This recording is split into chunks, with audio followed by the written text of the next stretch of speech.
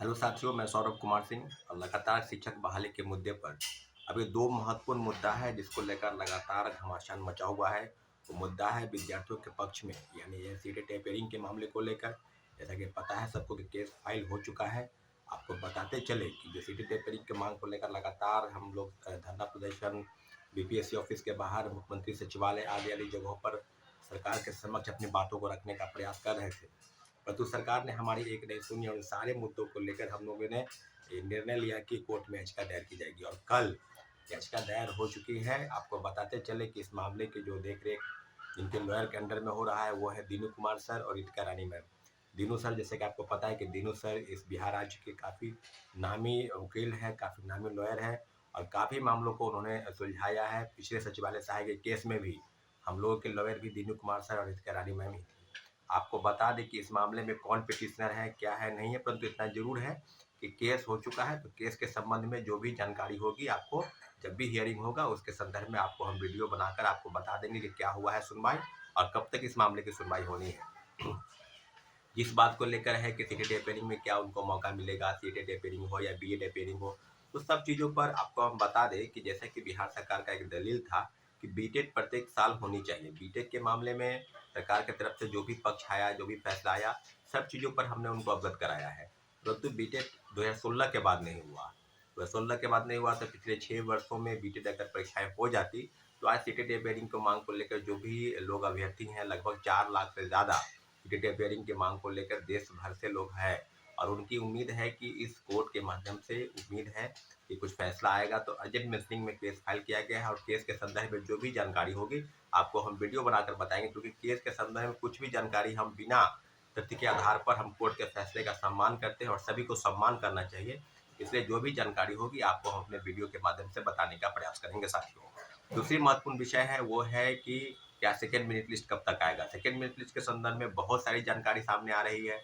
5,000 के आसपास कुछ सीटें बताई जा रही है। कुछ लोग जो है बता रहे हैं कि 17 जिलों से सूची आ गई है, परंतु थोड़ा विलंब होगा। विलंब होने का मतलब इस महीने के लास्ट तक जो है रिजल्ट पब्लिश हो जाएगी। आपको हम पूरी जानकारी दे रहे हैं, कई लोगों से बातचीत चल रही है। तो 17-18 जिलों की सूची जो है अभी आना बाकी है।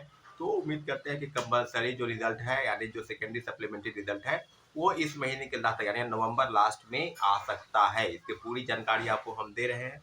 दूसरी महत्वपूर्ण विषय है कि क्या सेकेंड फेज की बहाली में क्या आरक्षण जो अभी बिहार सरकार ने 75% आरक्षण जो घोषित किया है, 25% आरक्षण अदर कार्ड यूआर के लिए यानी अनारक्षित सीट है, तो वो क्या लागू होगा इसमें। इस बात में बहुत सारे लोगों का फोन करो मैसेज आता है कि 75% आरक्षण सेकेंड फेज की टीआरई 2.0 में क्या लागू होगा या नहीं होगा।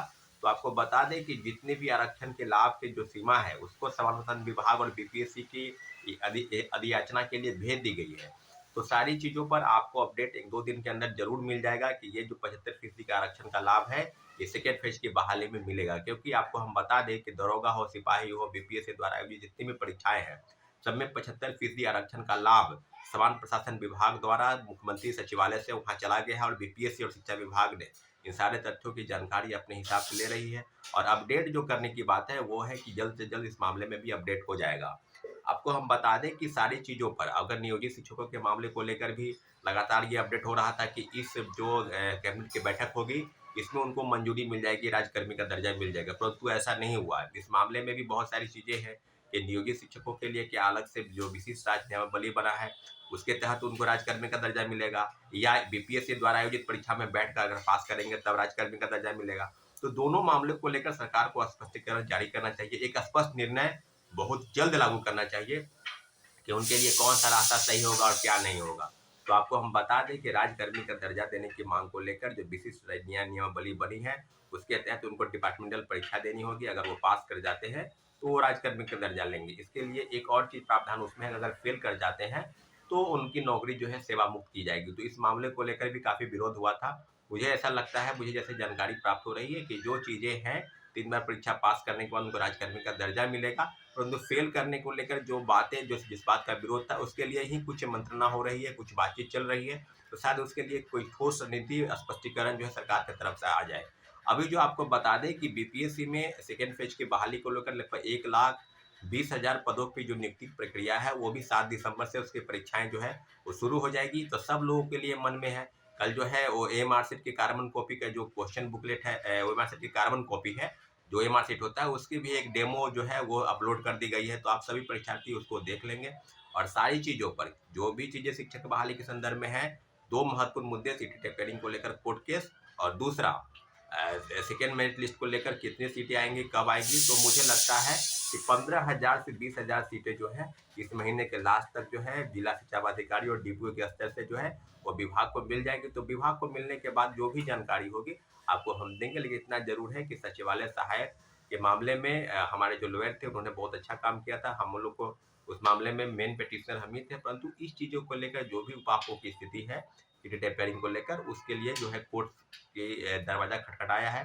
अभी जो भी निर्णय होगा वो कोर्ट पर निर्भर है, तो इसलिए आप थोड़ा सा इंतजार करें।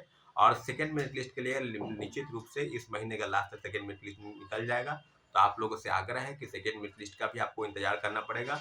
रही बात कई मामलों को लेकर, कल बीपीएससी में पेमेंट फंसने को लेकर मामला था, रजिस्ट्रेशन को लेकर मामला था, तो उसके लिए भी 2 दिन की जो है डेट वो एक्सटेंड कर दी गई है। तो सारे मामले को लेकर निश्चित रूप से एक सरकार की तरफ से अच्छी पहल है, हम उसका स्वागत करते हैं। परंतु कुछ मामले में जहाँ लगता है कि विद्यार्थियों के साथ गलत हो रहा है, तो निश्चित रूप से खुलकर उसका विरोध किया जाएगा। ठीक है, धन्यवाद, जय हिंद। हमारे चैनल को आपने सब्सक्राइब नहीं किया तो प्लीज सब्सक्राइब कर दें, लाइक और शेयर करें, ताकि जो बातें छात्र हित में है आप तक पहुँच सके और आप यहाँ हमारी बातें हम तक पहुँच सके। ठीक है, धन्यवाद, जय हिंद।